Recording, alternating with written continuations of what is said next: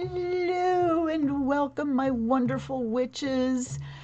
How are you? Welcome and so many blessings. So many blessings. I'm so glad to be here, and I'm glad you're here too.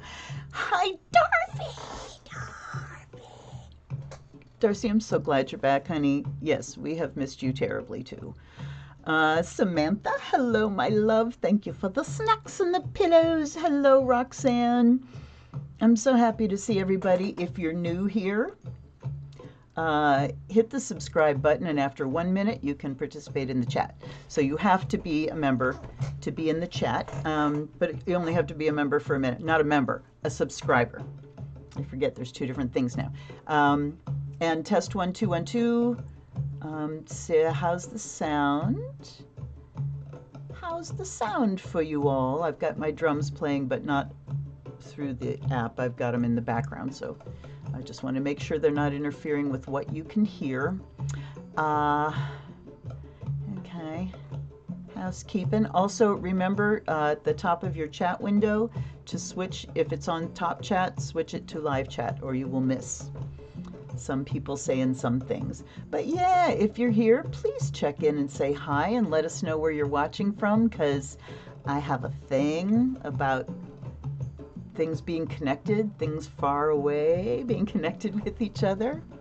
I am grateful, incredibly grateful to be sitting here with good usable energy in my body, to be very low on the pain scale, and looky, able to use my arms. I got a cortisone shot last week, woohoo! But not just that, but I really do think one of the meds I was taking that caused my hair to fall out, that also has joint pain as a thing. Anyway, I'm feeling good, and I'm here, and I'm so happy to be. So, I'm glad it sounds good. Yay. Get yourself a cup of something nice, if you will. See if my lights are okay. I suppose they're okay. Do I look like me? Am I dressed? That's what I used to say before I left the house every time. Am I dressed? Do I look like me? Uh-oh. Let's do that. Oof, and there went that one shoulder. Okay, anyhow. Let's talk a little bit about stuff. I want to say that, as I'm sure all of you are tuned into, the worm is turning. The worm is turning, and it has been turning, and every day we get more news of how it has turned yet some more. So if you, and yes, this is political, and I may be, I'm opening reading to political tonight because we're you know, there's no separation. There's no separation. Life is political, politics is life.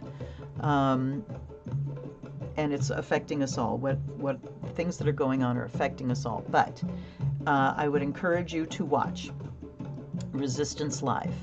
I always get her name wrong. I think it's Elizabeth Cronauer McLaughlin, and she is a 30 plus years experience as a prosecutor in New York. And oh my goodness, she has a lot of information. And her video today, she goes live at noon every day. She had pretty much nothing but good news today. So, and I'll give you a couple pieces of it. The Green Bay Council in Wisconsin flipped from red to blue in yesterday's primary. Like, totally flipped to blue. There's someone, I think one is Missouri, St. Joe, Missouri, and the other was Oklahoma, I believe, where an insurrectionist was running and got defeated.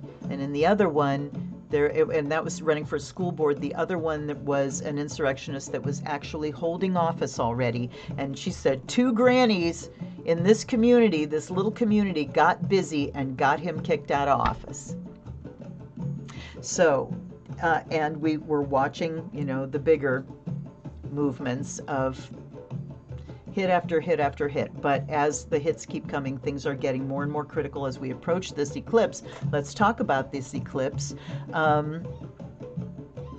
Yeah, I feel lighter. I really do, Samantha. Changing lights. It's the light in the background, but I, I don't know. Maybe it's me. Maybe it's me. I know that my morning practices have been just really something else. I've been doing a lot of prayer work and a lot of just good work, putting it out, raise the vibe, raise the vibe. And please, I ask and encourage all of you to do the same, whatever your spiritual work, however humble you may think it is. Just do it with everything you've got in you in order to raise the vibration of this entire planet, raise the vibration of the people on this planet, the people, okay? I want to look at the solar eclipse chart real quick. Let's see, can I share it? I can, hold on. There we go. Let me pull this down a bit. All right, wait, uh-oh, I'm fucking everything else up, hold on. Okay. I'll have to reset everything when I'm done here, but this is the solar eclipse chart. I have it set over Kent, but we're going to ignore the house cusps. We're just looking at the moment of the eclipse. And we've got, look at this Aries, holy shit, you guys, 1, 2, 3, 4, 5, 6. Venus, North Node, Moon, Sun, Chiron, and a retrograde Mercury leading the pack through Taurus at the time of this eclipse. Hooey, to tell you the truth, I hadn't really looked at this chart yet. Holy shit. So, is it time to get busy? It's time to stop talking. Look at that Mercury retrograde. Time to stop fucking talking and planning and time to do. We've got behind that Chiron talking about our woundedness from this warlike culture and world of ours, and then we've got the solar eclipse and the North Node. Look at that, Chiron and the North Node bracketing this eclipse. We better find a karmic way forward through our trauma to our healing, because talking and writing and all the Mercury stuff, that includes the internet, are not going to get it done. What's going to get it done is each of us healing our trauma and looking at the path forward, releasing the past. Find a way to release the past, whatever it is. We need to start moving forward. And then we've got Venus at the very back end there, just freshly into Aries. So we've got a bit of softness there, but we have to keep our values in mind. And we also have to be very, very careful with our communication too. We need to choose our words carefully and precisely. And, that's pretty much all I got to say about that. And it also says that, until the next set of eclipses, this Mercury retrograde is going to hold. And well, wait a minute. Let me come back and say hi to you. Hold on. Let me get me back in here. It's like I can't see me. I just disappeared. I'm not there anymore. Anyway, the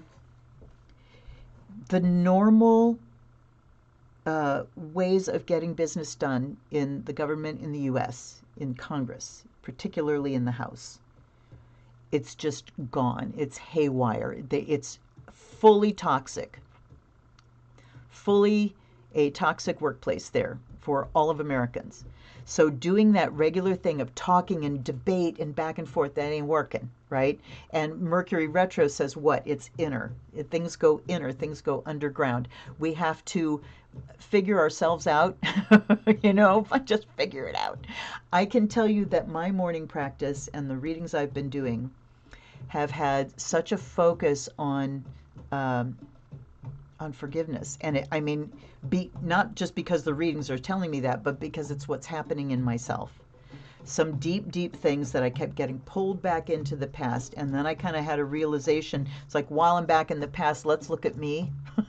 Let's look at me and my behavior during this particular time period. And it's just like, ooh, man, I have some what's the word I want? Atonement to do.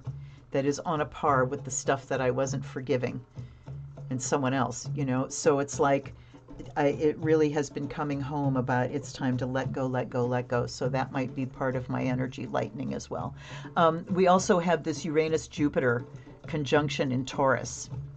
So an expansion of kabam, you know, Uranus's lightning strikes, it's the awakener. And when Jupiter comes in, it's global and it's practical in Taurus. Practical steps, material steps, right? But it also expands the possibility for things to just, for lightning to strike, for unexpected earth-shaking events. And then we've got this Taurus, and we've got this Wad in Aries, and then we've got a clump in Pisces, and then the outlier here, Pluto in Aquarius, doing his thing with the moon in Aquarius right now. So look at this. We're at the last sign and then the first two signs. Is it time to wrap up old shit and move into the new with the idea of me and my shit, and I need to heal it and deal with it so that I can be of service, so that I can be a greater player on the greater stage? And, you know, I'm talking fame and fortune. I'm talking about whatever we can do to move this awakening along, okay? I'm going to click out of this chart and catch comments. I go from blue, then my hair's a little green, and my normal color. Hey, I mean, I like it. I like that my colors are psych. Well, you know me. You see this going on behind me. I have a thing about gradients and colors changing. As a matter of fact, hold on a second.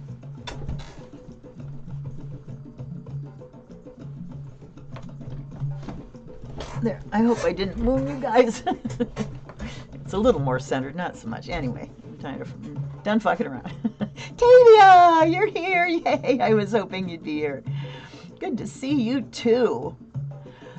When Sam says one thing that keeps being shown to me over and over again is it's also about timelines kind of collapsing. Yes, and we're collectively deciding what we really want to take along moving forward. Yes, timelines collapsing.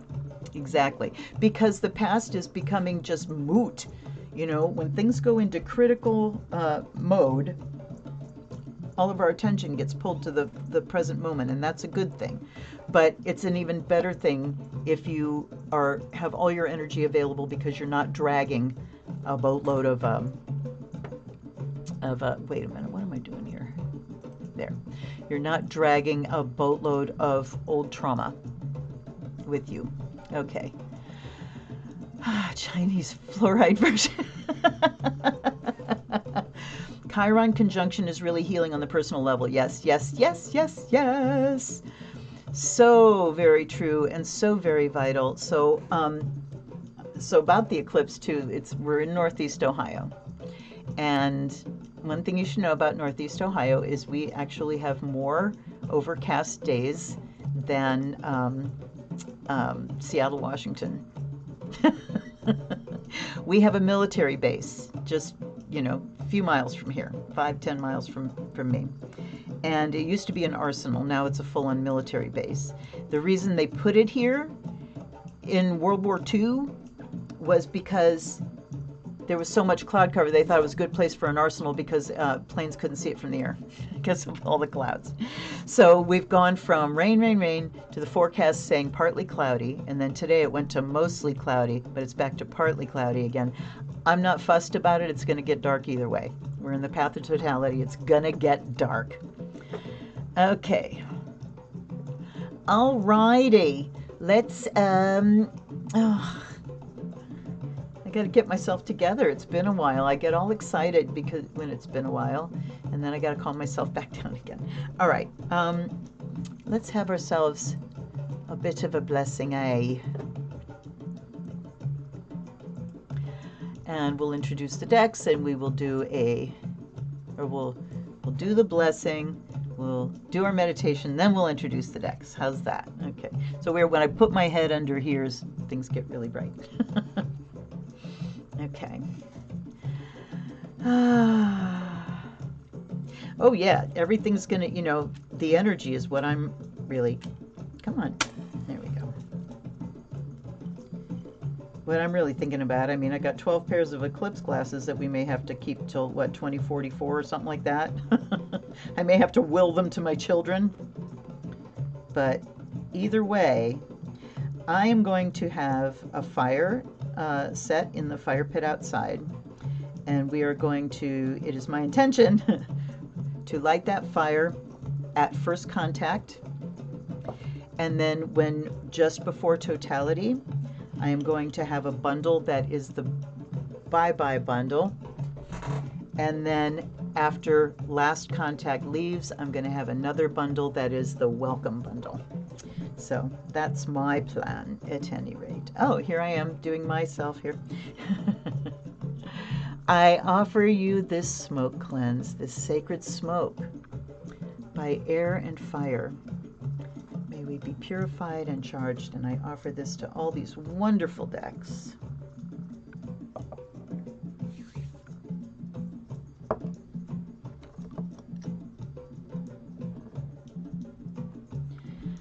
By water and earth, may we be blessed and made whole.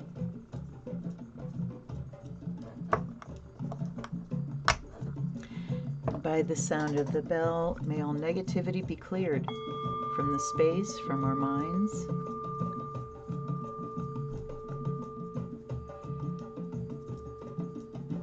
May our minds come into sharp focus.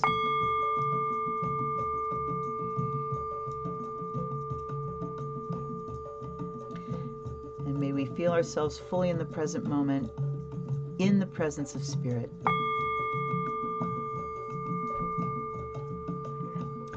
Guides and guardians, allies and ancestors, thank you for being here. My gang, my team, we've been talking about you guys a lot in the last couple videos I've put out. We may talk about you some more tonight. I thank you for everything you do. I welcome you here and I offer you fresh water in the fire of Azrael. And let's have a meditation, shall we? All right, get settled in. Settle in on the surface that is supporting you. Get your body situated so everything is everything's balanced. You're feeling supported, and just begin to relax. Begin to settle into your body. Bring your attention down out of your head. Come down into your body.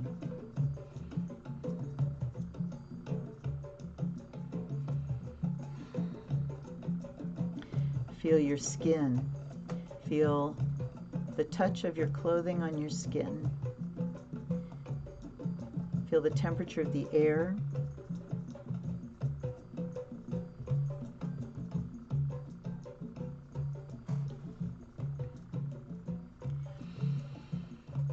And now put your attention on your breath.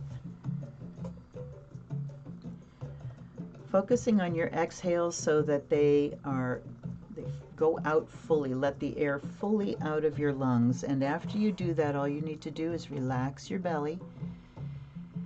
And then the air starts to pull in. As you breathe, relax your rib cage and all the muscles around it, front, back, and sides.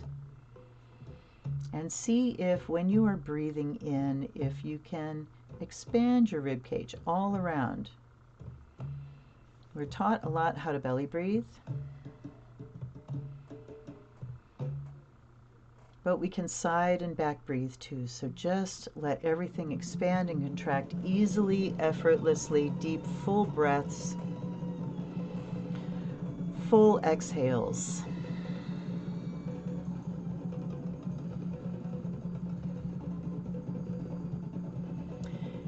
And now focus on the root chakra.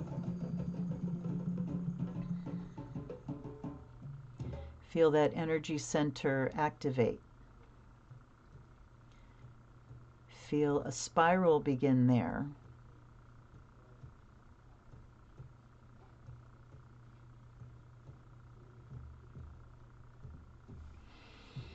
And as that energy center opens, you allow that spiral to extend down into the earth as a cord. And anything that's in your body, anything that's in your energy system that is not benefiting you, now or ever,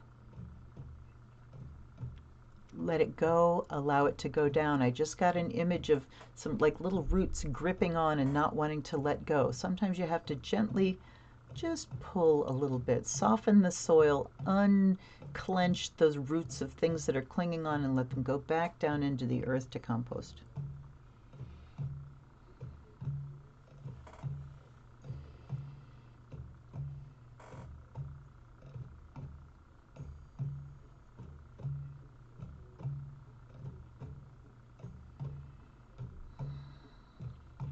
Can almost feel a little bit of a drag first as the heavy things that are in your energy system, things like fatigue and fear and anger and annoyance, dissatisfaction, pain, anything that is not benefiting you right now, just let it be heavy and let it sink down to the root chakra and sink down into the earth, and feel the warm earth just soaking up those things. They give her nourishment.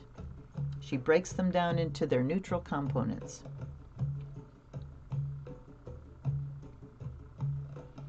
And then feel the energy start to be attracted to that root, and you've got, imagine all kinds of little rootlets coming out the sides, and it's just soaking up the earth energy that is rising up that cord, up that root, into your body.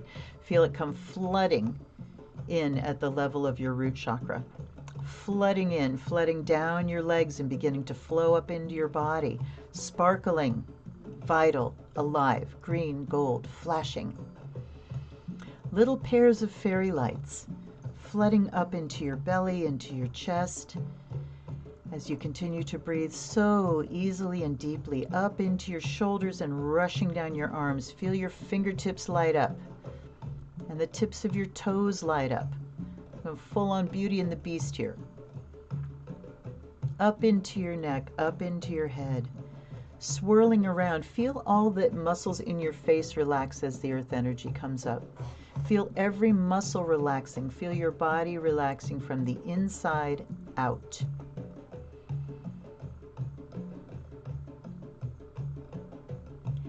You may notice that there are certain little pairs of green and gold lights that are kind of congregating in a space, and then suddenly they detach and go down the root.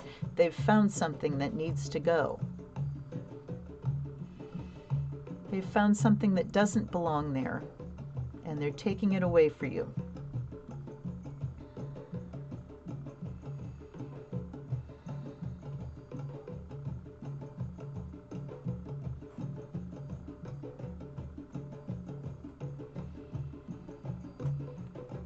And now at the end of the next exhale, on your following inhale, let's pull up that earth energy. Watch it instantly get so bright. Release only the breath. All the way. And in again, brighter. Filling you up, releasing only the breath. And a third time. So bright and vibrant. Exhale out the crown. Watch it spread out around you into this beautiful green gold egg sphere, living, moving boundary and shield. Look at the colors swirling through it. And it's transparent, but it has substance with earth energy. It's glowing. And it comes down as it touches the earth. It sinks down around your root, back down into the earth, completing the circuit.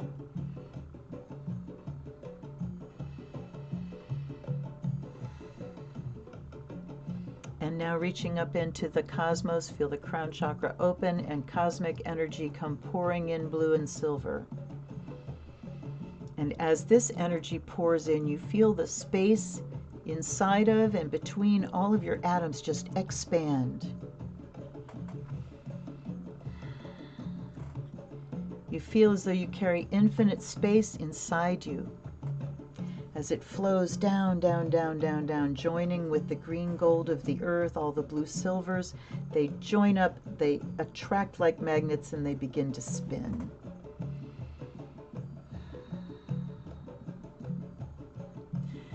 Feel the cosmic energy lightening up the earth energy, expanding it and making space. And feel the earth energy wrapping the cosmic energy in reality and giving it form. Both of these existing inside of you in perfect balance, in perfect cooperation. Feel that cosmic energy go all the way down to the tips of your fingers and all the way down through your torso, down your legs to the tips of your toes. And see the blue silver shoot out the tips of fingers and toes to join the green and gold. Like little lasers coming out. And the cosmic energy goes down your root until it joins the edge of the sphere, and then it flows back up the outside and into space. And we send with that energy our prayers, the prayers that we have been holding in this time. They're in our energy system, so you don't have to think of what they are, just know that you're sending them out to the universe. And now into this wonderful space, let's open up to our guides, guardians, allies, and ancestors. Lots of questions about guides. Let's make this an invitation. We already belong to each other. The guides that you want to invite here already belong to you. You already belong to them. You are family. They know you so well. And now we invite them into this system and just open ourselves in trust so that we may be able to know them just as well. And we welcome them with gratitude, with perfect love and perfect trust.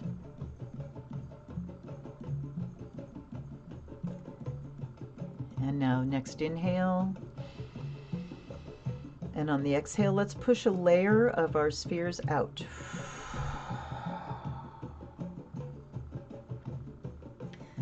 Feel it expand in all directions and instantly connect with the spheres of other people doing this meditation. Time and space are irrelevant now. No matter where they are, no matter what time they're doing this, we are connected in this energetic network now. And because we have our personal sphere close to us, that is our filter, where no matter what goes around, we will not take on anything that does not belong to us. We will not take anything on that is harmful to us. So what we end up with is this pure, wonderful, beautiful, connected energy flowing through us, flowing through this gorgeous grid of interconnected circles, interconnected spheres, three-dimensional. And we set our intention tonight to hear the voice of the guides. Come on in. You do the talk and I'm the mouthpiece. We welcome you here. And now come back into your body. Come back into this space for now. Wiggle your fingers and toes. Open your eyes. And let's meet our decks. Let me catch up here. Oh, Tavia says, don't use old Eclipse glasses. They deteriorate. My aunt was going to use her 2017 ones. No. Thank you, Tavia. Thank you. I just ordered mine like last month. So that is very good information. Don't reuse your Eclipse glasses. And Althea, welcome. Althea Prince. Yay. Sorry, I have a hair in the back of my shirt, and I'm going to be wiggling and fussing until I find it. Okay. All right, you guys, let's look at our decks tonight. So first of all, we have the Wisdom Keepers. You see I've got guides on the brain here. And this is by Rosie Aronson, PhD. And Wisdom, looking for the publisher. Sorry. Seal Pup Press.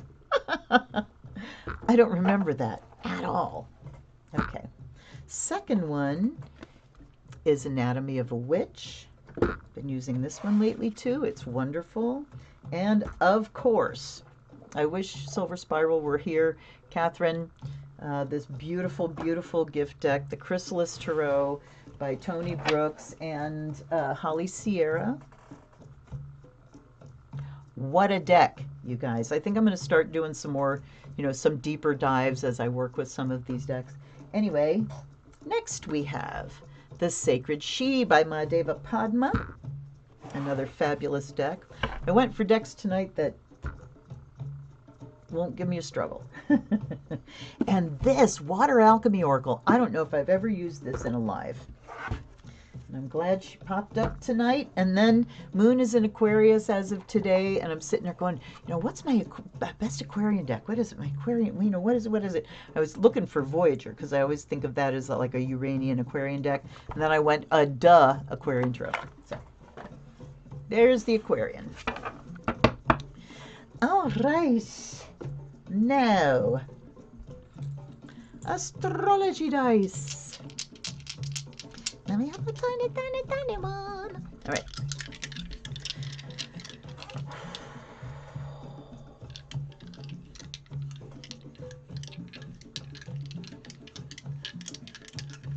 What do we need to know from the planetary energies tonight? Ooh. Moon in Taurus's house. Stability. That is material stability, absolutely. So the message that I'm taking, it's emotional material stability. So the moon is exalted in Taurus, and these are called planetary powers. Planets in the sign of their rulership are called dignified, considered to be dignified. The opposite sign of that is their detriment. And then there's a sign of exaltation where the energy of that planet gets added to by the sign that it's in. So in dignity, a planet is at home. It can express itself fully. Detriment, it's a little restricted. Exaltation expresses itself with help, again, beyond fully. And then the opposite sign of exaltation is fall, which means it's the most difficult position for that planet to express its energies.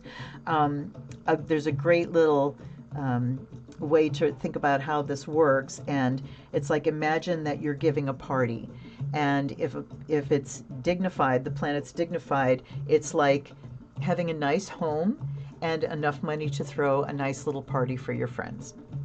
If the planet is in detriment, it's like, we're going to the gas station for the cheap chips and just a couple friends, and our house isn't very great. We're living in a trailer park, but we're having a couple friends over for Pabst and, Pringles. And then in exaltation, you have a mansion and a limitless budget to do whatever you want to do. In fall, we're homeless and we're, giving our tuna water to the stray cats.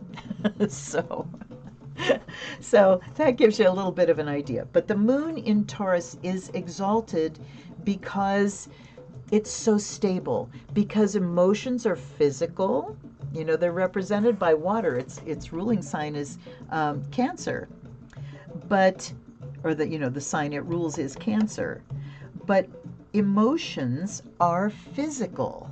And so when we have moon in Taurus, we can experience the physical energy of our emotions, and that's what moves it through. And we become very stable. Taurus is a fixed earth sign. So it means that we're not reactive at all. Moon in fixed signs are not reactive. They take their time. And the opposite sign of Taurus is Scorpio. The moon is in its fall in Scorpio. Why? Because you have to work fucking hard to get to those feelings.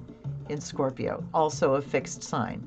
They don't move, and you got to work hard to move them. In Taurus, they eventually move, but they don't move in a reactive manner. They move in a physical manner, in a practical manner, and they're greeted with affection. Moon comes under the rulership of Venus, so our emotions are not our enemies when the moon is in Taurus. We understand what function they have physically. We can move them through. We take our time to process. And in the second house, it is about our values, what we value, what we spend money on. And so it can talk about the emotional stability that comes from financial stability. Because no matter, we talk about money shouldn't be what makes us feel worthy or not worthy. But when you're not a wealthy person and you do live paycheck to paycheck. You cannot disentangle your emotions from your finances. You cannot. You know? So I'm hoping that this can bring a message of emotional stability because there's financial stability. Because, okay? But at any rate, we really do need to be tender with our feelings. We need to know that we have to move them through physically, however we choose to do that. We need to value our emotional processes and these physical processes. Okay, Tavia, what do you got to say? Here she is. Yay, I knew it. Moon in Taurus is so feminine and fertile. Values are the feminine body and how appropriate. Now, yes, absolutely. Thank you for that. Yes. So, and how we value the female body, how we value the feminine altogether, you know? All right, and when we do value the feminine, things get more stable. When women run things, things get stable, you guys. Okay, it's not bad to love what we have. Love is not attachment. Well, and I would say, yes, to care for what we have. Absolutely. I agree with that. As long as we are not like conflating our worth with what we have. But yeah, okay. So let's go. Let's go. I want to go. What did I do at the tiny die? Okay, here we go. Here's Darcy. Darcy calling for the tiny die. I want some precious chandan. This is the best frickin' sandalwood. All right. It's time to take my socks off already. Things are heating up. Okay. Wait. Hold on. Oh, for God's sakes, you guys. You know, you can take your socks off with your other foot, right? Not me tonight. Okay, here we go. Hi, Frankie. Hi, Frankie.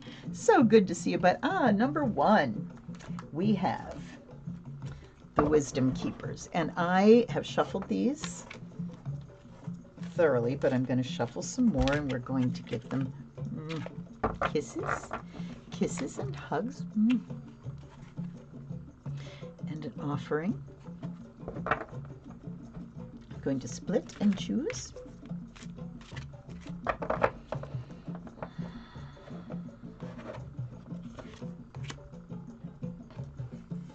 We have artfulness.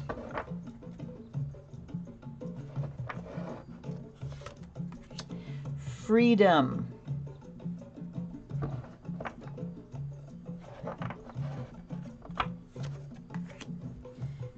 Delight. I'm sorry for that glare. I'll tip him up so you can see him without the glare. Oh, well, so much for that. That didn't really work, did it? I'll fix it. Just give me a minute. All right.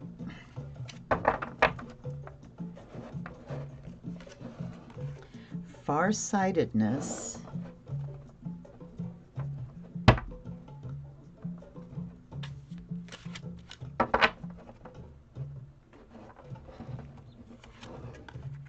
Lightness. Oh, hi, Robin. Oh. And teamwork. Dang, you guys. What's this I'm feeling that's... Oh, I forgot. I forgot that this deck has another guide in it. You see who it is? Okay. So here we go. Artfulness. And I'm just going to go intuitive here. What is artfulness? It's doing something with skill and care. So you can bang on piano keys, or you can play them, you know, according to music, or you can play them artfully, which means that there is a spirit that goes into them, right? Let Let me do the whole thing and then I might go back. And of course, you know your contributions are welcome. So we have freedom and delight. So artfulness, and what are we talking about here? Well, let's look at the axis. Artfulness and teamwork. How do we work together? How well do we work together? Do we just kind of bring our agendas and, you know, fight hammer and tongs for them, ignoring everybody else's needs? And it's like, you know, yeah, okay, well, that, and argue and, you know, low vibration stuff? Or do we bring an experience and a desire to listen carefully, to speak carefully and kindly, to bring all of our skills of relating, interrelationship to our teamwork. Really, truly listening to other people, keeping in the back of our minds that we're all after the same things in this life on this planet. What are those things? Freedom, delight. Freedom to live my life as I choose to live my life. Freedom to, at the core, be who I am and express that beingness the way I choose to. The way I choose to artfully express who I am. And then to delight in life. To delight in our creation. It is part of my spiritual construct that, you know, being a pagan and a witch, one of the things we say is, thou art God, thou art goddess. We are God and goddess because we share in that same spark of energy that is the whole, the unity of the universe. That makes up our being, and our spirit consciousness is of the gods.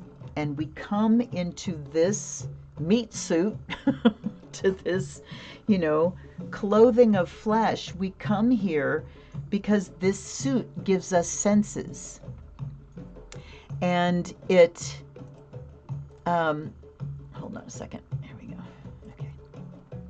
It gives us senses, and with those senses, we can see the blue sky. We can smell this fabulous, fabulous sandalwood. We can taste the fruits, you know, juicy and cool, and we can hear music and the sound of our child, and, you know, and we can hold them. We can hold each other.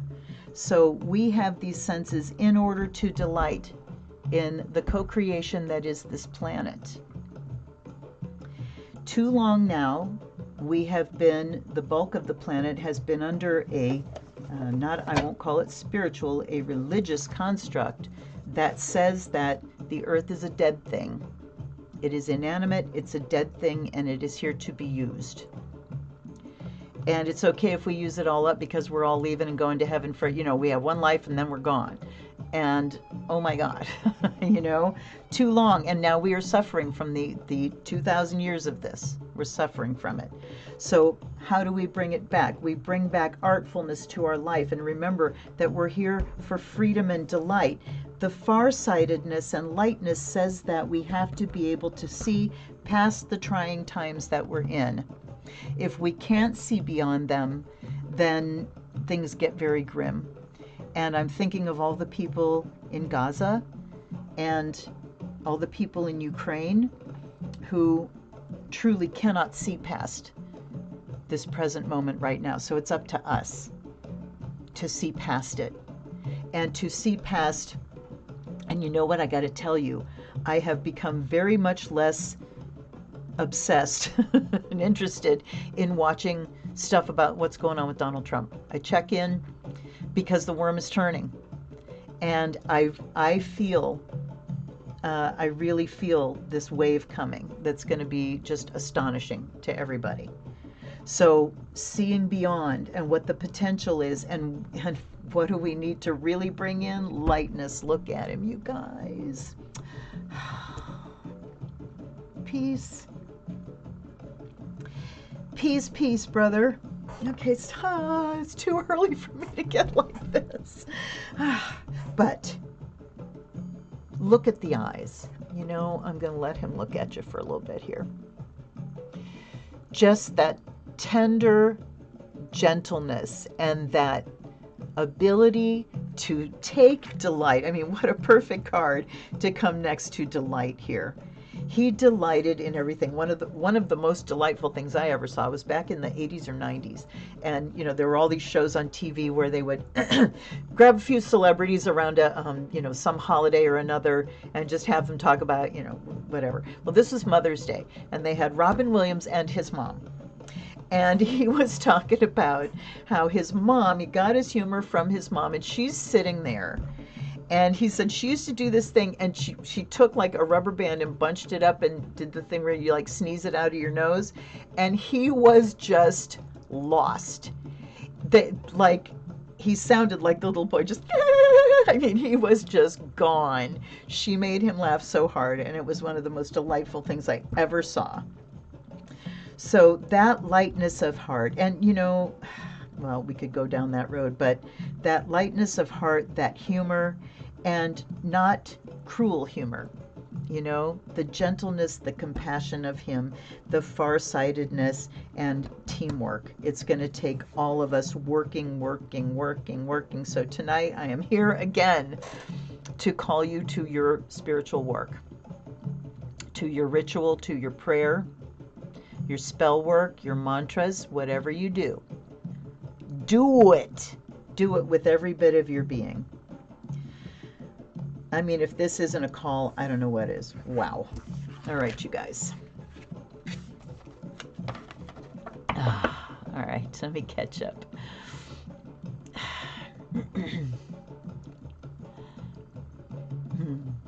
The Rufus song that tell me something good. Oh yeah, I love that song.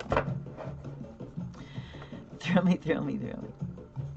Yeah, they are wonderful cards. When you want to talk to your guides, so you want a good deck for your guides, get the Wisdom Keepers. It's an excellent deck for your guides. What's the delusional much, folks? What is that about? Oh, the dead Earth. I know what that was about, Darcy. Tavia says, it's taking me back to Sun Moon Chiron at 19 degrees during the eclipse. Delight in the self, heal the wounds around existing. Baby of the zodiac. That's Aries, playful, artful. Thank you, Tavia. Yes, it really is. So that Aries thing, you know, I always go to the God of War thing first, but it is the baby of the zodiac. My own fingers, my own toes. Wee, isn't life fun? Aries likes to have fun. So yeah, I thank you for that. That's a wonderful encapsulation of it all.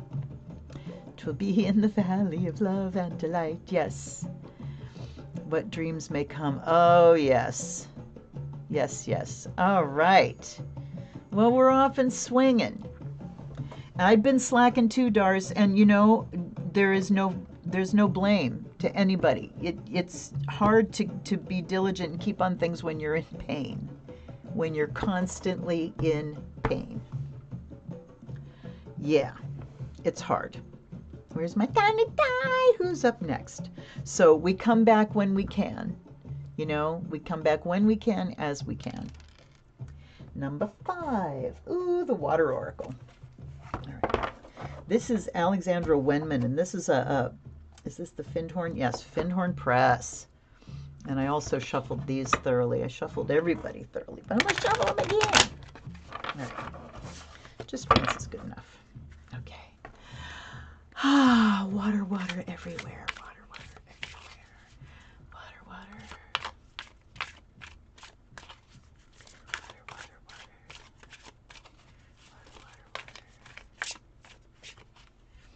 Let's see here.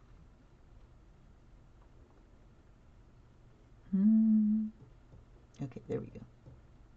Hold on, I'm just checking a couple things here. Ooh, 19 of you here. Hey, check in on chat, you guys.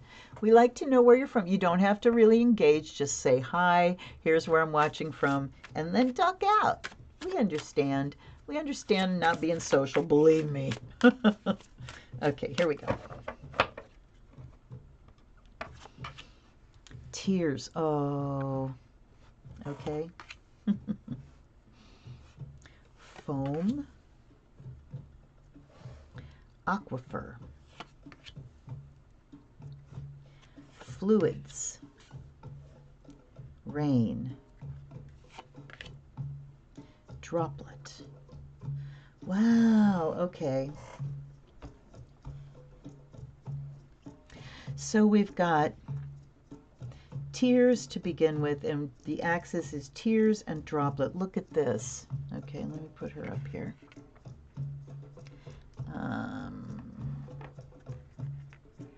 There, that's better. So, these tears that we shed, what comes out of our eyes? Ocean water. Where did all life on earth come from? Ocean water. The tears that we shed are, I'm looking for words. Thanks, Mercury retro. It's like a catalyst, or it's the droplet that holds the potential of life beginning. But tears takes us back to that Chiron again, and the moon in Taurus. Don't be afraid of your feelings. Even though they hurt, because feelings can hurt, they won't hurt you. They won't harm you. They're not harmful. They can feel bad, they can feel painful, but they're not harmful. Don't be afraid of your feelings, you guys. Okay?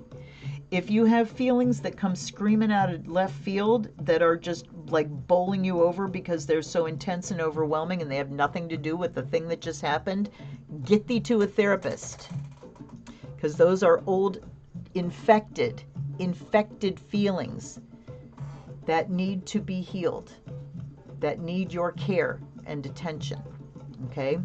And what do I mean by infected feelings? Depression is infected grief.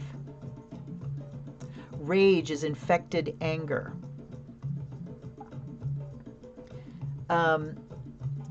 Terror and panic is infected fear, like constant. It's also can also be your hormonal system is out of whack, but go to a doctor.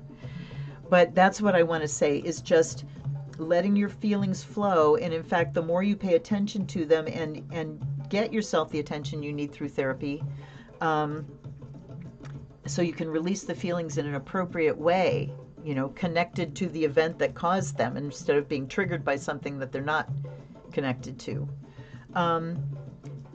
then the easier they get. Once you drain off that overload, once you heal that, then you're not bringing that with you to every situation waiting to be triggered. Things get much calmer. They become that moon in Taurus, emotions settle in balance and stability. Okay, tears, foam. So let's see. So foam, we're talking about sea foam. Look at, we've got like Venus being born out of a shell and the sea foam. But let's look at, see, to me that talks about delight. It's number 6. New love arrives. Message, are you feeling all shook up? New love is afoot in your life, bringing giddy excitement. Get ready to feel the sensation of butterflies in your stomach. That doesn't have to be a person. Just love, falling in love with your life. Falling in love with, that there's going to be this solar eclipse. I'm so excited. We're in the bath. I am so excited because I am going to be participating in Dances of Universal Peace again on April 26th with a new friend that I met when I was leading dances. And so she's leading dances, and that allows me to throw in where and how I can. So I'm delighted. I am absolutely delighted. All right, let's look at tears as well and get their message. The message is allow your tears to flow, show love and care for yourself by acknowledging and revealing your true feelings. Honor and transform your emotions to make space for more positivity in your life. Then there's this delight of the love. We'll just call this the love of life, loving our creation. Then we have aquifer. So this is underground water, right? You are uncovering and integrating multiple past life and karmic timelines. Ancient and primordial memories are surfacing to be healed, so more of your true, unique, and authentic self can be revealed. I am more and more aware that the work that I am doing is healing my ancestral line. as well. I am so aware of them and so aware of the people that carried on these traumas unconsciously. They didn't know any better. They didn't have the resources that I have. They didn't have the knowledge that I have. They just got through it as best they could and handed it along, you know. And each generation turns back and blames the parents that handed it along, but they didn't have a choice about that. So that's that underground, that aquifer, things bubbling up. And as you let those tears flow and leave more space for, you know, the love of life and the delight of life, the healing flows down into that groundwater, into that aquifer that underpins everything. So again, we get that idea of more stability underneath. Now we have fluids and rain. This is bodily fluids. And look, we've got a baby in a droplet and a baby here. Hello. Gosh, what are women's tears about these days? And forever? Not being autonomous. Not having ownership of our very own fucking bodies. Of our most sacred places in our bodies. Whew, okay, fluids is the holy grail. And you know what? I haven't been looking at their foam. Okay, new love arrives. And let me go back to these guys. Emotional release and aquifer is integration evolution. The holy grail. As a result of your spiritual evolution, you may be experiencing unusual physical changes such as increased sensitivity, boy howdy, as your body begins to hold more light. You may wish to alter your diet or take up a different form of exercise to honor these changes. Okay, so talking about holding more light. Look at her. Look at the light pouring down. Oh, I want to read this. As mentioned in the introduction, our bodies are made up of a large percentage of water, and much of that water is contained in our body fluids. These fluids hydrate the tissues, muscles, organs, and skin. There are at least 26 main body fluids. Plug your ears if you're squeamish. These include amniotic fluid, aqueous humor, bile, blood plasma, breast milk, cerebrospinal fluid, cerumen, chyle, C-H-Y-L-E, I have no idea what that means, exudates, gastric juices, lymph, mucus, pericardial fluid, peritoneal fluid, pleural fluid, pus, saliva, sebum, serous fluid, semen, sputum, synovial fluid, sweat, tears, urine, and vomit. Wow. So that's like the whole fucking picture, isn't it? That's like the whole damn thing. Wow. But this is, okay, the Holy Grail. So spiritual evolution, talking about physical sensations, becoming more sensitive, being able to hold more light. So you know that part in the meditation where I'm talking about the space expanding, the space in between your atoms, the space within your atoms becoming infinite and vast, right? That's so that you can hold more light. Yeah, okay, let's go to rain. Sensitivity, and rain is nourishment, regeneration. Take all the time you need to go within and nourish yourself. Renewal will come at exactly the right time, and everyone will benefit from your flourishing. Renewal will come at exactly the right time. So yeah, we gotta, please don't get down on yourself if you have been unable to practice spiritually, even if you think that there's no good reason for it. You know, yeah, but I could do, but you just can't. Don't blame yourself. You're okay. Things happen at the time they're supposed to happen. And if you're spiritually connected, you know that. So you're good. All right. Sensitivity and light, nourishment and regeneration. So out of this delight and our willingness to grieve and look at our past and what the, you know, the groundwater of our being is, do that healing and grieving, we allow more room for light and delight, and we begin to nourish. And look, we've got a pregnant belly here too. Look at these three, you guys. Okay, so what are we working for?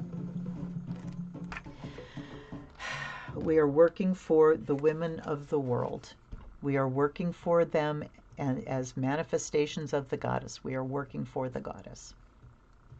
New beginnings is droplet. New life is here. You're at the start of a new cycle.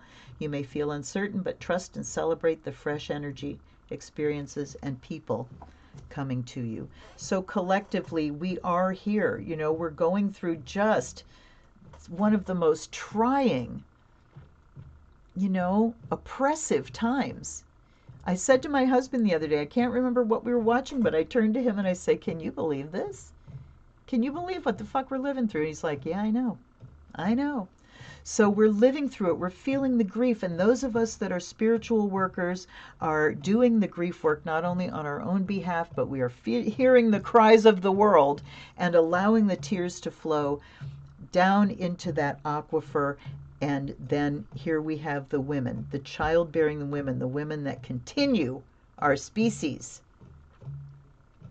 We are becoming enlightened. We are doing our work. We are nourishing ourselves and each other. And we are catalyzing this new beginning, this new birth that is gestating right now. In utero. We're in utero right now. I would argue that we're probably going through some birth pains right now, you know? Whew. Okay, wow. I'm so glad. And it was kind of tucked under. And I pulled it out thinking it was something else and went, oh! So, yay.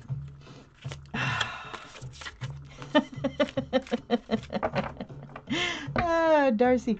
Okay, let me see here.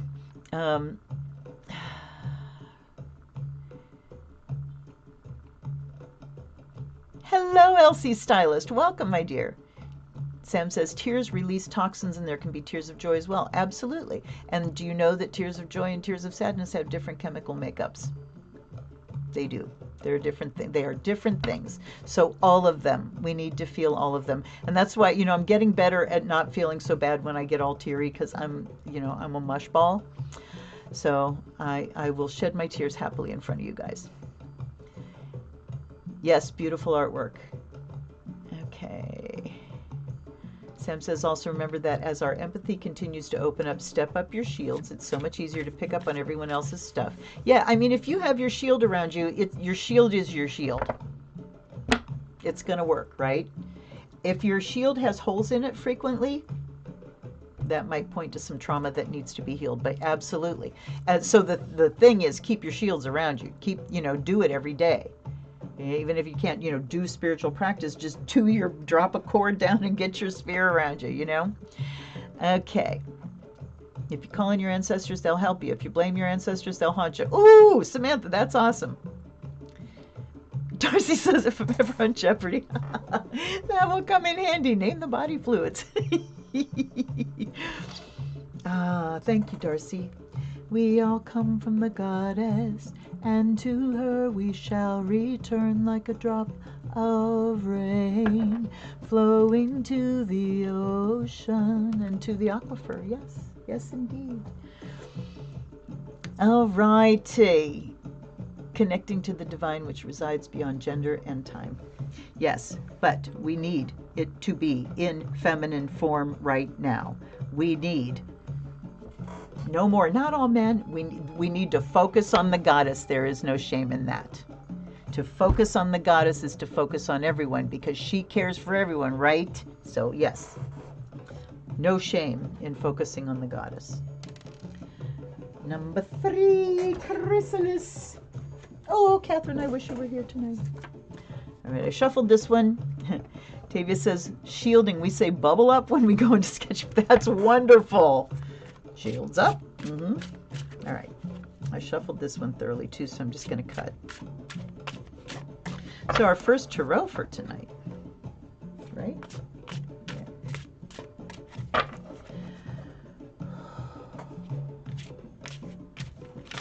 All right, here we go. Ace of Spirals. Hello, Aries.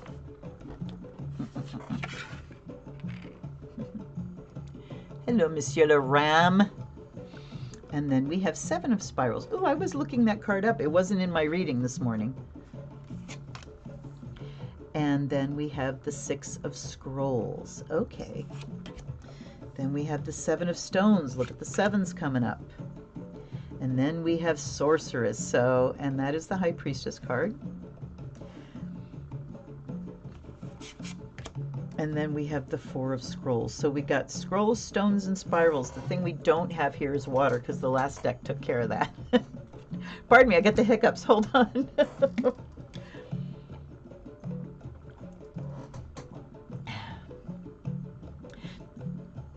Okay, try to see. Yes, Samantha, I get you, baby. Okay, so Ace of Spirals. Spirals are fire. They are the wands. And look at him, Aries. But look at the tear coming out of his eye.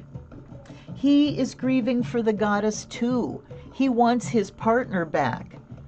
Lusty and whole, you know? The god, I believe, is exhausted. And he needs to have a break, retire for a while, and let mommy take over. Okay. So the Ace of Spirals is that just beginning of inspiration, of creativity, of action.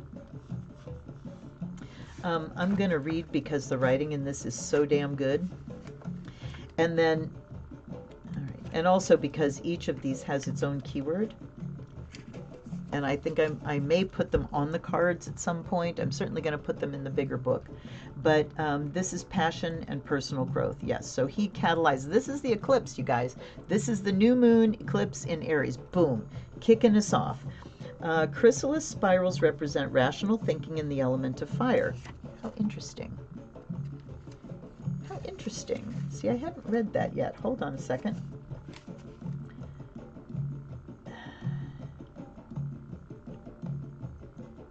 They're in the intellect, but rational thinking. Okay, so Ace of Spiral, energy. So he is energy. There we go. I want to see what the feathers. Feathers symbolize accomplishments of your imagination as well as a spiritual renaissance. So here we go again, this regeneration, rebirth. That's what's happening with this eclipse. It's a big reset button. Then 7 of Spirals, we have assertion. So it's a well-rested bear coming out of the cave. He focuses his gaze on an unnamed intruder. The 7 of Spirals is about assertion and defending your turf. Turf can be a metaphor for your business, your personal business, or even your right as an adult simply to exercise your own free will. Hello. Over your body. Bear symbolizes inner strength and confidence required to assert yourself with authority. Stand firm. Okay, so new beginning. We're coming out of this cave. Coming out of this cave to see the lie of the land here and go, okay, well, let's see where the boundaries have been bashed so we can start to repair them and keep them shored up and guarded like a mama bear. 6 of Scrolls here talks about getting through navigating through success. Okay, so this is why I look things up, because these keywords, they're very different than Waitsmith. In the light of a full moon, 6 unfurled cluties sway from a... No, wait. Scroll. I'm looking up spirals. Hold on. Consolation. Consolation. It's about removing obstacles to higher learning, and a tribute shared with Ganesha. Also relates to consolation experienced as peace, balance, and harmony. The small scroll held by the elephant implies that only a little work remains in your present cycle. The new cycle awaiting your energy and inspiration will be one of learning and wisdom. The larger scrolls might include a map indicating future travel. The card's advice is to be open and adaptable. So look at this, thinking about consolation and that word. Think about a consolation prize. That is what you get when you didn't win. When you didn't win the big prize, right? When you lost, this is to console you. It'll be okay. So this card is saying it'll be okay. We're coming out, as the ram with a great deal of imagination. We're coming out as the mama bear, ready to defend our turf, ready to see what might be getting a little raggedy after the winter that we need to rebuild, and, boundaries and fences and whatnot. Then we have 7 of Stones, and this is regret. 7-7. we've got, you know, okay. But this is regret, and it's talking about, I mean, water under the bridge is what I see when I look at this. Meditating beside an ancient stone arch, the maiden Syrinx reflects on her choices and the rewards they may bring. This pastoral scene above the sacred river Ladon winds a thread of hope through the lush valley below. Surely the river will wash away the maiden's regret, just as it healed Demeter, whose red poppies confirm that the Seven of Stones is about healing. Even if the result of recent actions produced the desired effect, a vague sense of regret may still linger. Follow Demeter's example, toss regret and sorrow into the river, get on with life. So one of the things, you know, we tend to think of trauma or stuff we're carrying with us as, you know, big things, big grief things. But regret is one of those death by a thousand cuts things. Regret is one of those, you know, so many tiny pebbles that become a big load. So to truly forgive, you got to look back and look at the things that you regret and figure out how to let that go. Figure out what your consolation is. I regret that I did that, but because I did that, you know, this happened. That might be a consolation. Then we've got the sorceress here, the high priestess. So she is talking about digging deep for those regrets. Mysticism and magic. Sorceress Morgan Le Fay is pictured in vibrant hues of mysticism and magic. Her talisman represents the pomegranate, food of the otherworld, and a symbol of the triple goddess. We can feel the fruitful energy swirling in the background as it explodes in a crescendo of bursting light from Morgan's hand. Infinite transformative energy of the sorceress. She points to one of your most challenging encounters in attaining transformation. Okay, let's see. All right, so once again, though, it's about magic. It's about doing your magic. It's about running your light, running your energy, running your light. Remember when you do this to remain connected to the earth and to the cosmos, because you're not taking it out of your body system, you're running it through your body system, you know? Then we've got Four of Scrolls here, which I have never encountered in my work with her so far. Recollection. Ooh, that's an interesting word. So recollection is remembering, but it's also recollection. Collecting the bits of yourself back together again, you know, into a new whole. So when I was able to burn candles, I can't burn candles anymore unless they're beeswax and they're expensive. But I would burn candles and I would save, you know, the stubs, save the wax at the end, save the drippings, save whatever. You can melt it down and make more candles, right? You can collect all the bits and put them back together for something. So I would say, with what we've been talking about with Chiron conjuncting the eclipse, that it's a new beginning that we need to go at with the energy of the ram, head first, boldly. You know, boldly looking out to see what is getting ready to encroach. And also taking care of ourselves along the way because of our past hurts. Dealing with our regrets and working our magic in order to collect up all the bits of ourselves, and we can take those little bits, you know, that and throw them in that cauldron. That's what the cauldron of Caradwen is. It's a thing that melts everything together and reforms it so it can be reborn. So we are looking out to where we can step boldly out into our own world. We really do, you know, this comes up down here, so we're still going to have stuff to work with of letting go of regrets and things. But while we're doing that, we can begin the recollecting of all the parts that have been fragmented. I'm going to read. The colorful wings on the Four of Scrolls indicate that this is a period of healing. It's a time to be alone with your thoughts, to plan and visualize your future, and to place the past aside. Hopeful butterfly wings symbolize transformation and self-fulfillment through self-acceptance. Only when we fully accept who we are can we accept others as they are. Hello. In your reading, the Four of Scrolls tells you to draw your energies close so you may experience inner peace and tranquility during this time of healing and acceptance. So this is kind of this, you know, womb-like thing, and I'm thinking of that baby in the water droplet again. So we're still, you know, beginning to nurture. This could be the spark that begins the growing, you know, the gestating. Okay, let's see, looking at messages. Remember when folks were rational? Oh my goodness, soul retrieval. Yes, Darcy, yes.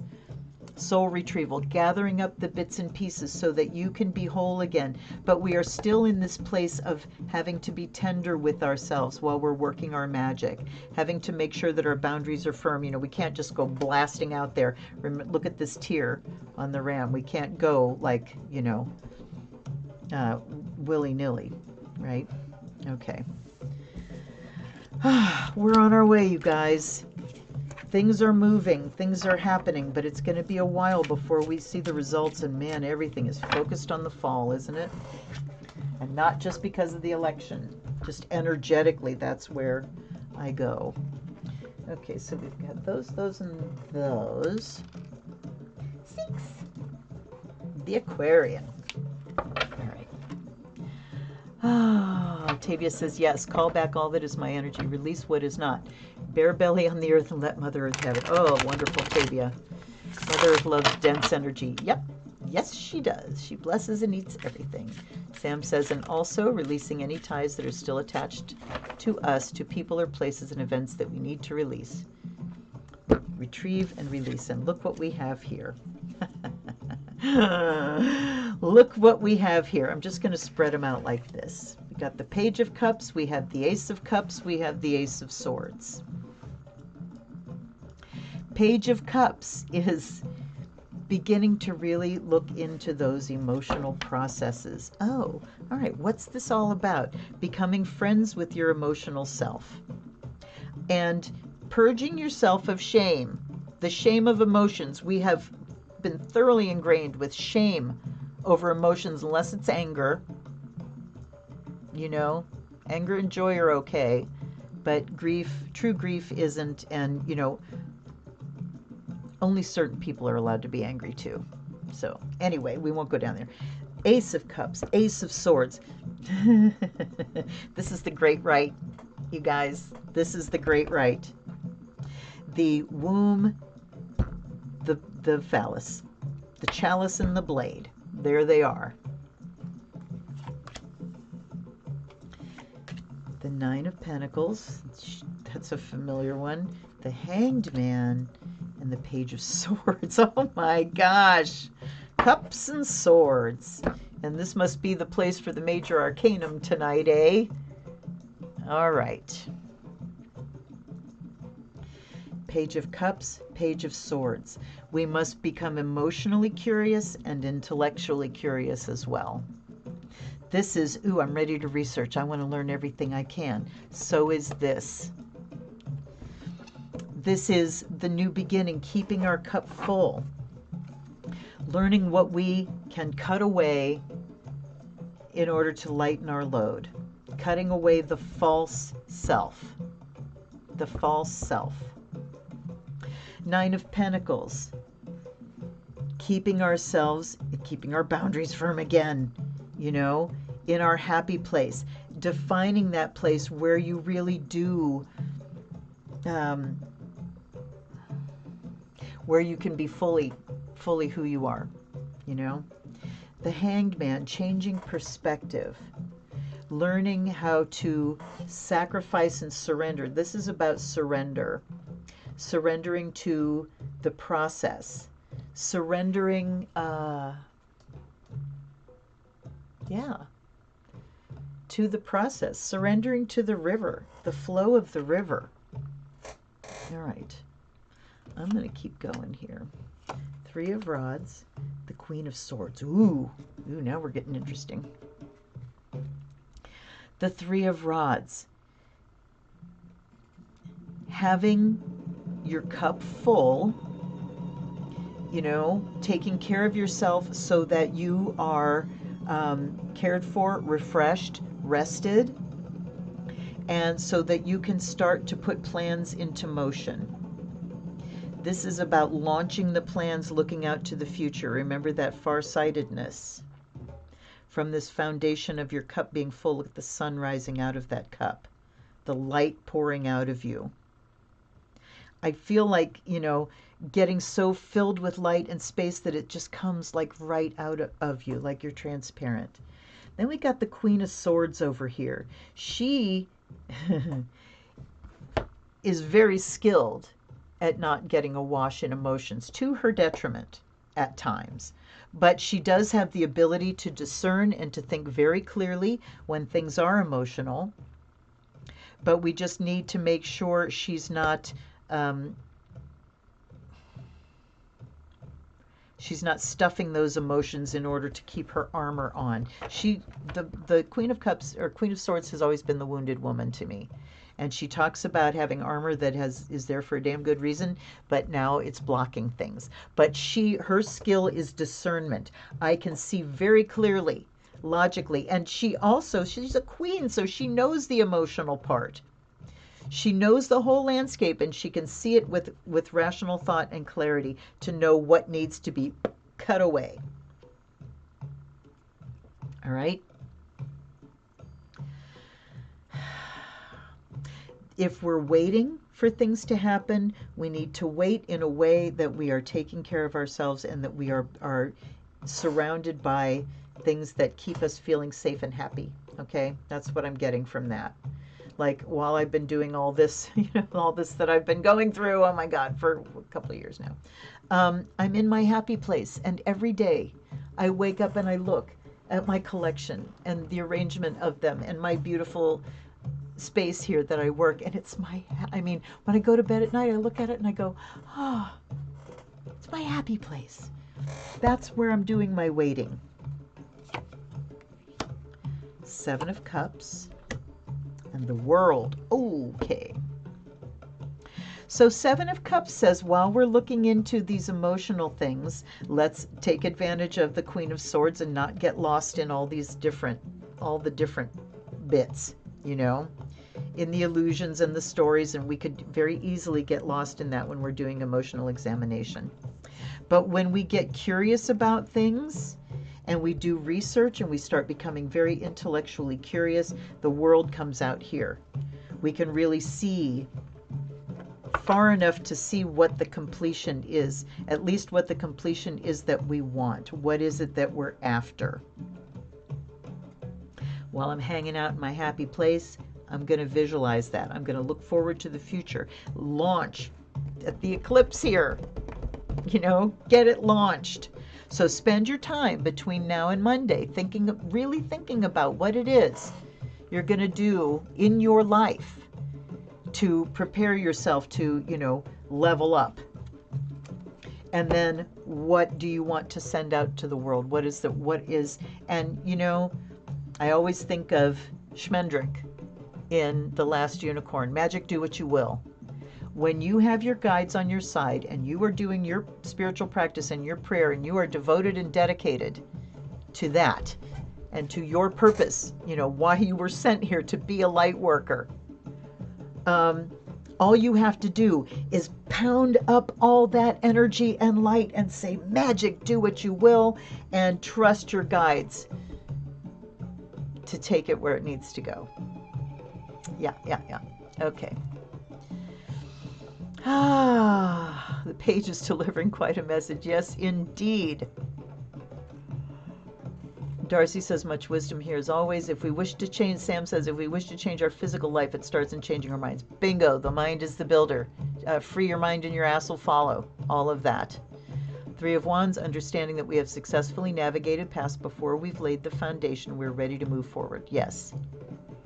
Yes. Queen of Swords, we must drop the sword and the armor and show our vulnerability. Yes! Thank you, my besties. Yes, indeed.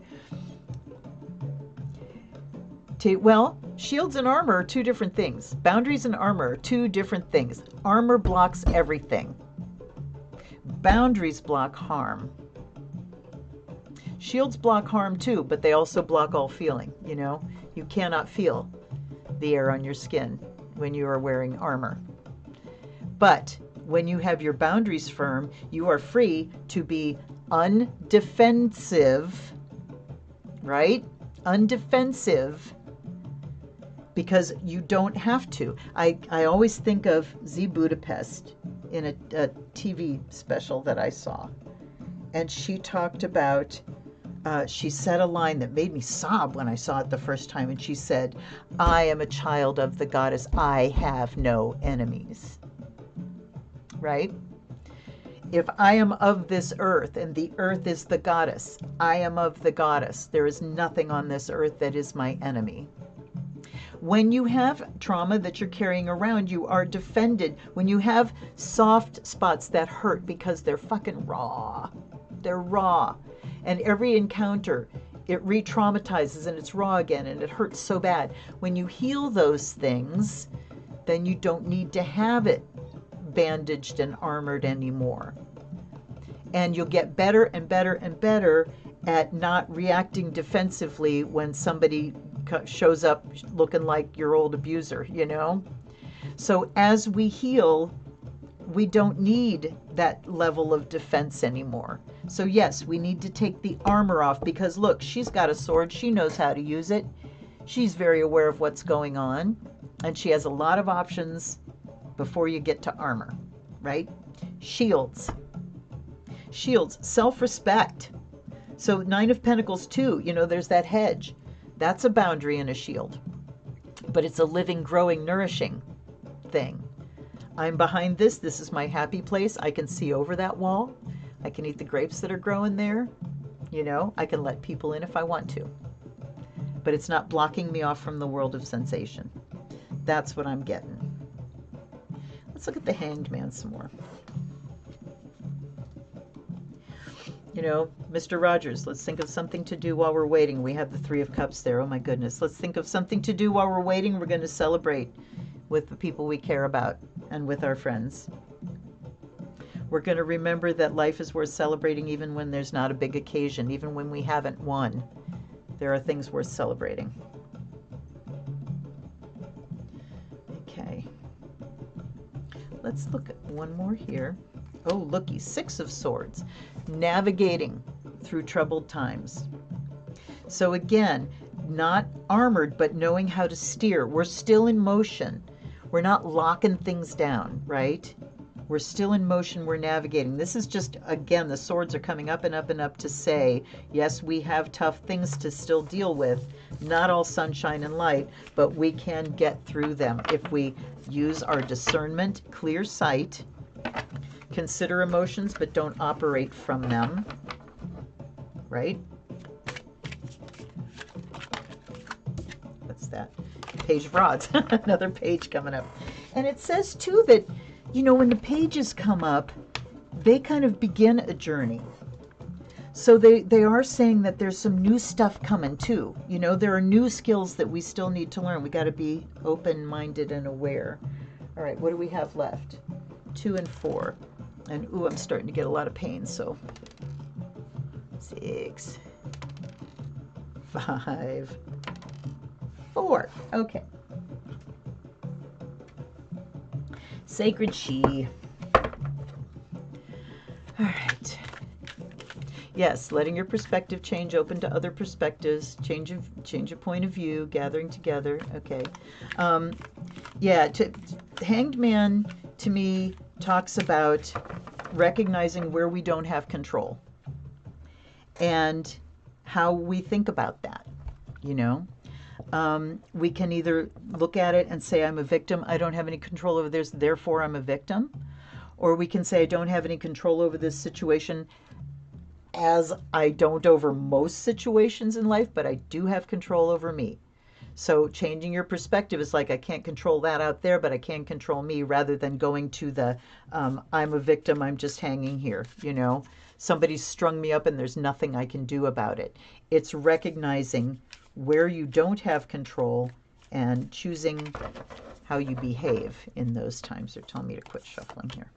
Oh, okay. There's the 7 of Cups again, choices. The unknowable, there's the high priestess again. Transitioning, there's death. And look, we got another baby in the womb. Holy mackerel, you guys. There's the Empress, Mother Nature. There's the Two of Cups. We got nothing but cups and majors here. And still, cups and majors. And the moon at the end. Wow. Look at this, you guys. Choices. Seven of Cups.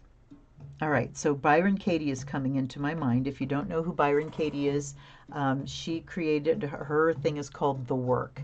And you should look her up on YouTube and watch stuff. And she will make you cry and piss you off and make your jaw drop and everything else. So here's The Work in a nutshell. Whenever you find yourself in judgment, you know, in conflict with somebody and it's all their fault. Here's why it's their fault. And, you know, sometimes absolutely rightly so. They abused me. It's all their fault. Yeah, okay.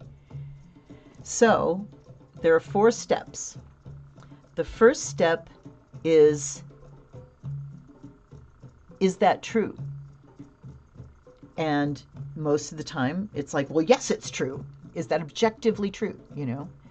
And then if the answer to that is yes, the second one is, can you be 100% sure, absolutely, that that is true? And yeah, nothing's really absolute. It's all subjective, right? So we have to acknowledge there that, you know, it's subjectively true to me. The third question is, how do you feel when you have that thought? How do I feel when I have this thought about this person, my judgment of this person? And then number 4 is, who would I be without that thought? Sounds simple. And boy, it is. When she does these things and she'll have people in the audience and they ask her questions, they bring these situations, and they're tough situations, you know, heartbreaking things. And you watch this work get done and you watch somebody just change before your eyes. It's something else. So here, choices. Here's all the feelings that I have about, and I love, love, love the illustration that she's got up here. She has a halo and a crown, Mickey Mouse ears, a chef's hat, Viking horns, which they never wore, a jester's hat, and a cowboy hat. And they're just so wonderful and modern, and they're excellent. So choices are also, what role am I playing in this situation? There's an emotional thing going on. What role do I want to take in this? And making choices about, are we going to bring, you know, our spiritual highest? Are we going to act like the martyr or the perfect one? Are we going to cook up a solution? Are we going to be a clown? Are we going to try to, you know, tell everybody else what to do? Go to battle? Ride 'em cowboy? You know? Be a mouse? So what do we want to bring to the situation that we are in? Over here we have the High Priestess. Over here we have death. Oh my goodness. So High Priestess knows that there's a lot of that. Look at the death and rebirth. Hold on, give me a minute.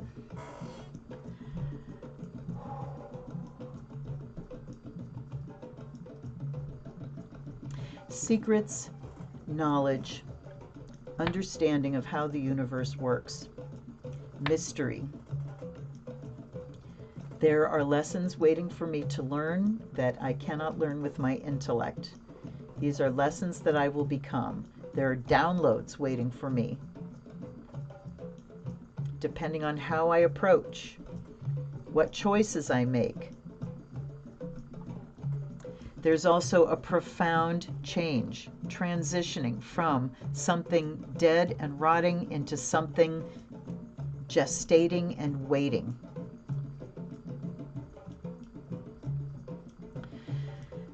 The earth herself and union. Look at this. Here you go, Samantha. This is the goddess meeting the goddess in whatever gender, you know, in whatever form. It is the goddess meeting the goddess. She says this is the natural way of things. This is the root of magic. knowing that it's all connected. Every single bit is connected. I wonder if I can get this to pop in at all. Yeah, look at the detail. Look at her. Yeah. If we listen to her, you know what also is coming to my mind? Young people. There are young people inventing things that are getting us out of all kinds of bullshit that we've done. So, yes, young people. But the unknowable here and Mother Nature, yes, inscrutable Mother Nature. But, and I'm hearing Mother Nature is the access point. We access all that is through nature, and also through union, through face-to-face conversations, through face-to-face regard, meeting each other as namaste, meeting each other with namaste. I am God, you are God. I see you. But at the bottom here, we have the moon and anxiety. Okay, where are we taking a hit first, you guys? I mean, part of this, the unknowable and transitioning, is saying that we just, the timing is not in our hands.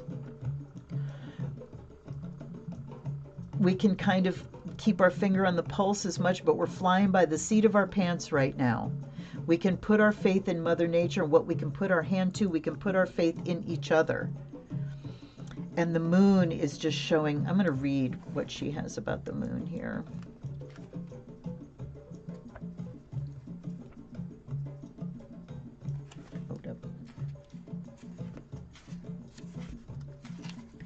Okay. Ooh, there's a poem. All right, I'm going to read this whole thing.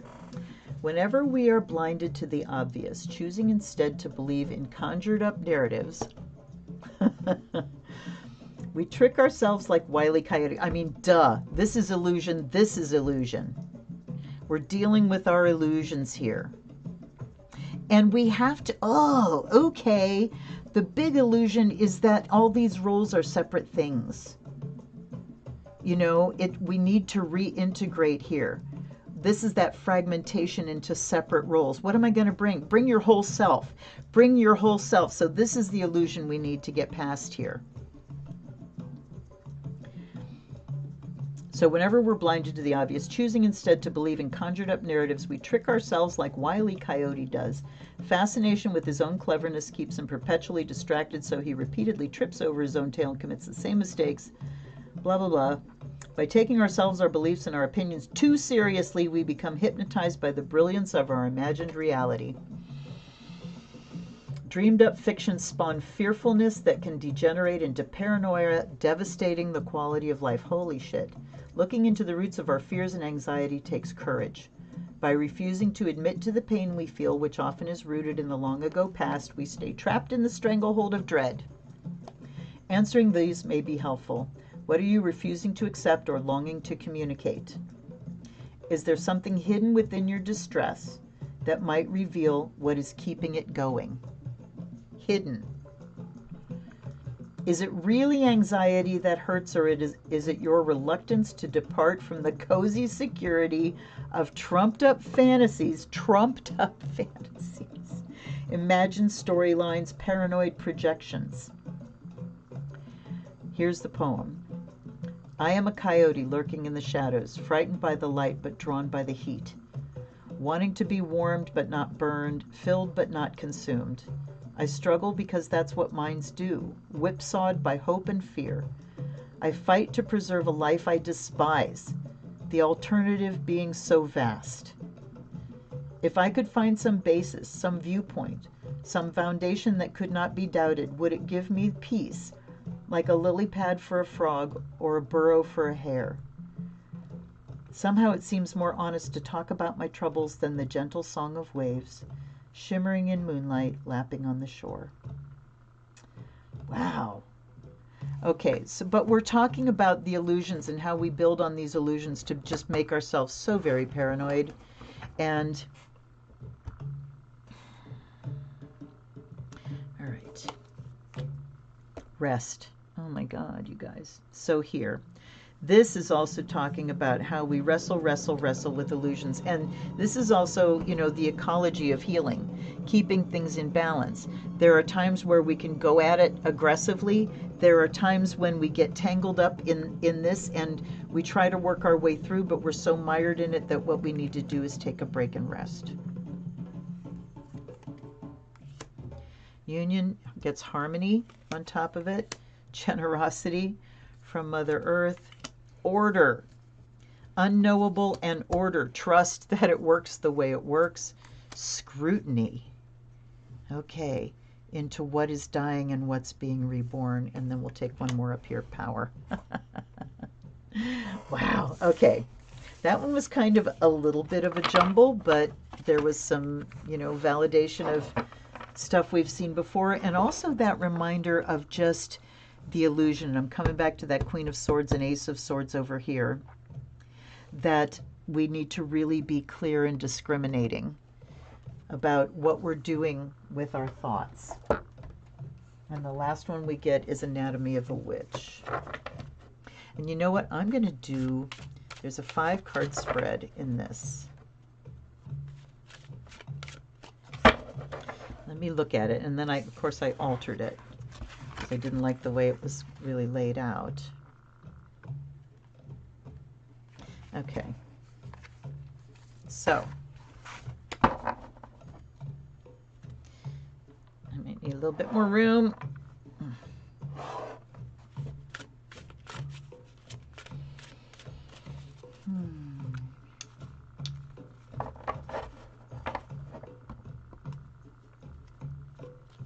Oh, Luna! Okay, sorry I haven't looked at Luna Rookwood. Didn't realize you were live. Hey, welcome. I'm so happy to see you here, my dear. Oh, my goodness. Yes, blessings to you. Good night. Sleep tight. Sweet dreams. Thank you, Tavia. I'm glad you got a lot from that one. I mean, they've all been fascinating. All right, so we're gonna, no, they want me to keep going. Okay, there's our middle card. This is our middle card, Witch Bottle. Ooh, guess what that's about? Boundaries and protection. Okay, now at the top, we have, all right, I'm just gonna do my own kind of thing here. This is spirit. This is like our ultimate that we are looking for. We're coming down to our foundation, where we're coming from. And then we have, how did they do it? Okay, the serpent. This is messages of intuition or warning. This is witch lungs, timing, setting, or location. And then the last one here is, oops, the ritual action. Okay. Oh my goodness. The ritual action. And so this is like the outcome at the top. But at the center here we have Witch Bottle.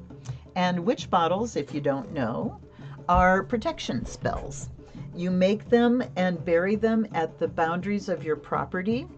You take a little glass bottle that can be corked or have a lid screwed on so it's nice and tight.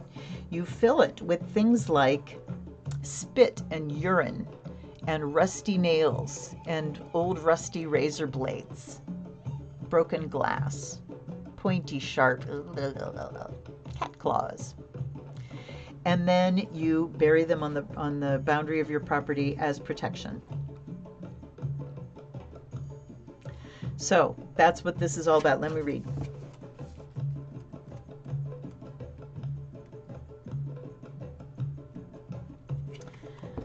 Okay, a large corked and wax sealed bottle is full of a mysterious liquid and other items, while a smaller bitters bottle stands nearby. An array of witch balls hang above them. So witch balls do the same thing. Consider, depending on folklore, witch balls and bottles are made by witches and magical practitioners, but also can be procured and used to ward against curses thrown by them. Witch bottle might contain urine, vinegar, hair, fingernail clippings, red thread, thorns, coins, ash, nails, pins, salt, blood, red wine, or herbs. Witch bottles are typically buried on the edge of a property or hidden somewhere within a home to capture and contain evil forces. Witch balls are decorative glass spheres that are prominently hung in windows to ward off bad luck and evil spirits, not usually filled with anything like a witch bottle, but instead colors, patterns, and shapes do the apotropaic work. Apotropaic? A-P-O-T-R-O-P-A-I-C. Okay. Keywords: fascinate, distract, mesmerize. The prescription, and I will only read the prescriptions for the rest of them. In many ways, both witch bottles and balls are meant to redirect attention. Are you being distracted by others, leading to disruptions in your work? Ooh! If so, you could construct a witch bottle or hang a witch ball in your work area to deflect any unwanted energies. So this is about acknowledging where things are coming at us and taking our energy, or toxic people around us, things that are disrupting us, things that are pulling us away from our ultimate work, and that we need to do something about that. All right, I'm going to come down here to the foundation. Wait, this up here is what we're after, and it says bless.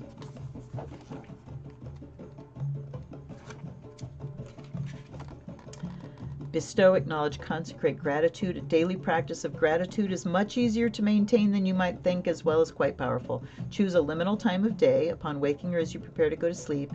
In your mind, acknowledge the spirits, deities, people, and or ancestors who have helped to guide you by name or in general.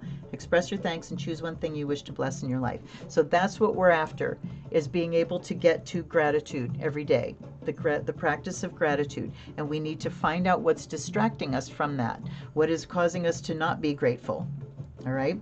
Causing us to forget our gratitude. Here's where we're coming from, is fire, of course. Yeah, the world is on fire. So where we're coming from, passion, ignite, provocative.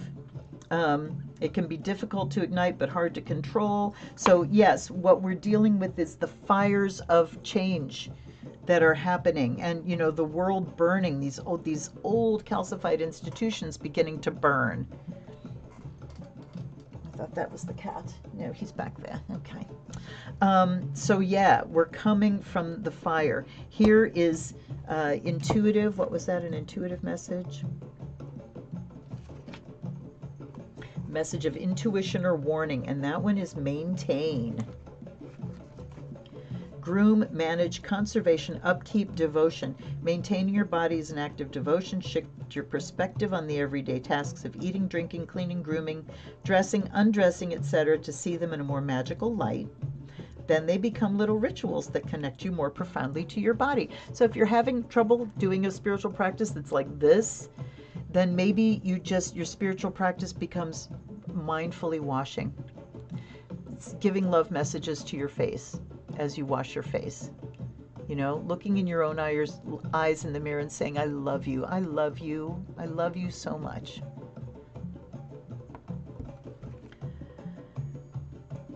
Consider the benefits of each action and how it affects your body both physically and magically. So the intuitive message is we start with little magics. The big magics come from little magics, and when you work the little magics, they become part of everyday life, and the magic just flows through every bit of your life. But we have to first start with determining what's distracting us from our true self, our true powerful self filled with gratitude. This is location, timing, setting, or location. Nourish. Okay, so the kitchen. Cultivate, sustain, develop influence. Try some new flavors, activities, media, or social circles to shake things up. Challenge yourself to go outside of your comfort zone. So location. See what's recommended by the staff at the library, bookshop, or today's special at the cafe. Are you feeling lucky? So it's talking about nourishing your everything by changing your venue every now and again, by getting the fuck out of the house. Okay, I'm getting called out so hard right now. By changing your situation, by seeing some people, meeting somebody new, or just connecting with friends you haven't in a while, but a new place that is there, not to, oh, I've got to go out into, and I don't, it's where can you go that will nourish your soul. So the location here, or the setting, is nourishing, a place that is nourishing. And then look what we have down here. This is the, what is it again? The ritual action. This is the evil eye.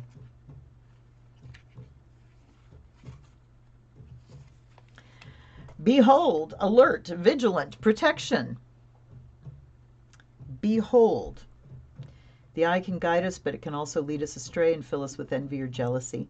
Bless an eye amulet to wear or hang for protection or psychic aid. So there's the magical action. This is a great spread.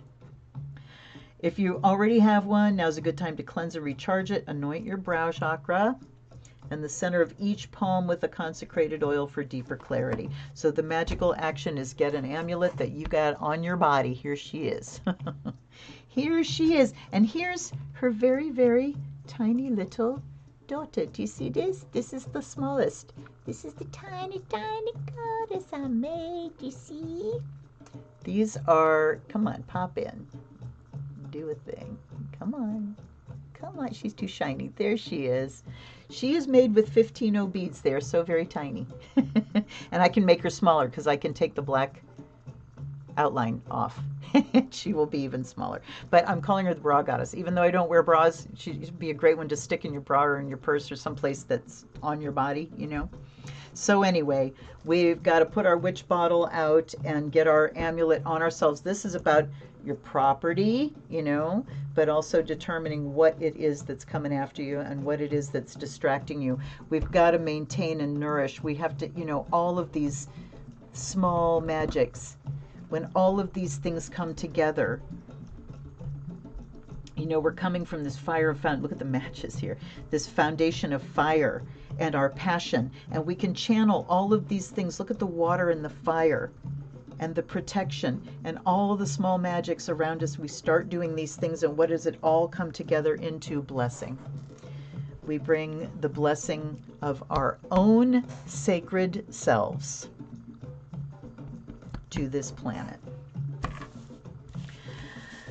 Oh my goodness, and that's everybody, right? Yep, that's everybody. Well, where are we at? An hour and 53 minutes, exactly. Okay, let's take down our circle A. Oh yes, Darcy said, I am Coyote. That message resonates with me. Yes, it does. And Ghana too. I need to read that to her because she is absolutely Coyote too. And I'm so sad because yesterday, or it was Sunday. No, it was Monday, which wasn't yesterday. It was Monday. It was Cliff's birthday. My April Fool. It was my April Fool's birthday. And we were out doing some running around, me and the kids.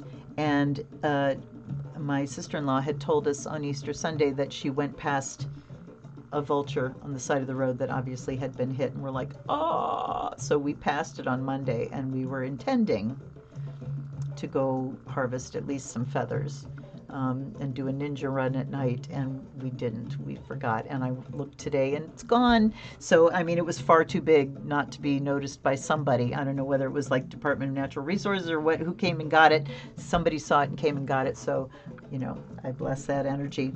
Anyhow, yes, thank you, Darcy. Please hit the like button. There's only one like.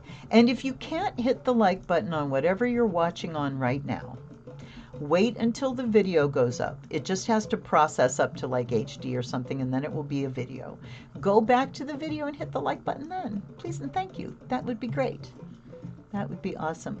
I want to say before we close down, I did those couple videos on spirit guides, and I'm really liking this. I've had some comments recently on my Art of Ritual videos and stuff that I haven't added to in a long time, but it's so easy to just sit down and shoot those videos because I'm not setting anything up and I'm really not editing. So I'm really going to start putting up more of those and answering questions and doing, people ask questions where it's too much to type, so I'm going to start doing VRs, video responses to things. So Okay. Oh, Samantha, you're so welcome. I'm so glad it felt good tonight. All right, so let's close our circle down. Come on back into your body.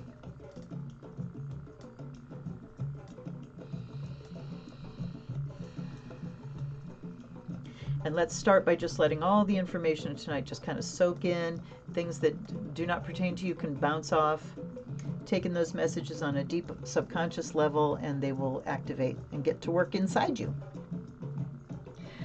Let's start first. Exhale all the way out. Nice deep inhale. And on the exhale, let's push that outer ring out all the way until it just blasts out into space. That takes with it all of our blessings, all of the best of what we have to offer. It takes that vibration out into the universe. And then down through the root chakra, let's send blessings down into the earth.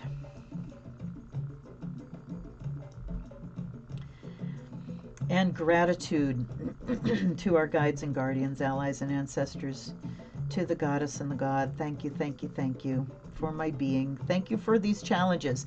Thank you for living in this time where we can witness miracles and magic. Thank you for living in this time where my gifts are needed and wanted, and I have them in abundance. Thank you for the consciousness of these things and the ability to accomplish them and to serve. Come back into your body. I also want to say thank you to all the authors and artists of these wonderful decks we used tonight. And thank you to you, my viewers. There are links if you want to send me donations down below. You know I appreciate everything, but I'm not monetized, so it's not required. And thanks for showing up. It is my intention to keep this level of health going and continue doing live streams and all kinds of content. So thank you all for being here. I will see you next time. Wait a minute. I got to get my button on the right thing. There we go. I will see you next time. Until then, this is Luna. Blessed be.